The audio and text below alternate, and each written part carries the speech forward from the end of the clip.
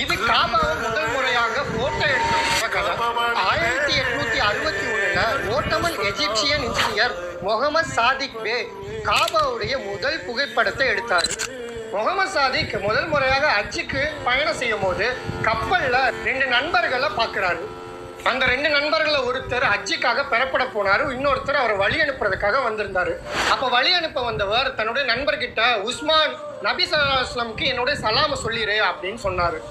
இன்ஷா அல்லாஹ் கண்டிப்பா நான் சொல்லிடுறேன்னு அவர் வாக்குறுதி கொடுத்துட்டு கிளம்பினாரு. ஹஜ்ஜில் இருக்கும்போது சாதிக்கு இந்த விஷயம் மண்டக்குள்ள ஓடிக்கிட்டே இருந்துச்சு.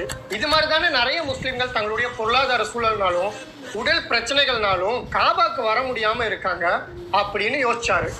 உலகத்தில் உள்ள எல்லா முஸ்லிம்களும் அந்த காபத்துல்லாவை பார்க்கணும்னு அவர் ஆசைப்பட்டாரு. ஹஜ்ஜில இருந்து வந்த பிறகு ஒரு நாள் அவருக்கு ஒரு ஐடியா வந்துச்சு. 1800களில் ஃபேமஸா இருந்த ஒரு கேமராவை அவர் வாங்கினாரு. திரும்பியும் 2 மாதங்கள் பயணத்துல மக்கா அடைஞ்சாரு. அது உண்மையிலே ஒரு சுலபமான பயணம் கிடையாது. ஆனா முகமது சாதிக் தன்னுடைய முதல் புகைப்படத்தை காபத்துல்லாவை எடுத்தாரு. அதுக்கப்புறம் மதீனா ஷரீஃபையும் எடுத்தாரு, மக்காவோட வீதிகளை எடுத்தாரு, உஹது மலையை எடுத்தாரு. இது மாதிரி உலக முஸ்லிம்கள் எல்லாருமே பார்க்கணும்னு ஆசைப்பட்ட எல்லா இஸ்லாமிய வரலாற்று இடங்களையும் புகைப்படமாக எடுத்தாரு. நம்ம இப்ப யூஸ் பண்ற மாதிரி ஈஸியா அப்போ உள்ள கேமராக்கள் இருக்காது. கிட்டத்தட்ட 10 கிலோ உள்ள கேமராவை தூக்கி கொண்டு ஒவ்வொரு இடத்துக்கும் மலைகளுக்கும் ஏறி இறங்கினாரு. அதுக்கப்புறம் தான் அந்த அதிசயம் நடந்தது.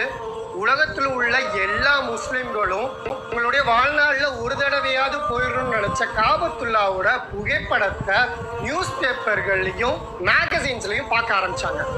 இதுக்காக முகமது சாதிக் பேக்கு கோல்டு மெடல் யூரோப்பால கொடுக்கப்பட்டுச்சு. அதுக்கப்புறம் முகமது சாதிக் பேக்கிட்ட எதற்காக நீங்க இவ்வளவு கடினப்பட்டு இந்த புகைப்படத்தை எடுக்கணும்னு நினைச்சீங்கன்னு கேட்கும்போது, நம்மளுடைய வாழ்க்கை பிறருக்கு ஒளியாக இருக்கணும், அது மற்றவங்களுக்கு பயன் தரதாக இருந்து அந்த பாதையில மக்கள் நடந்து வரணும் அப்படின்னு சொன்னாரு.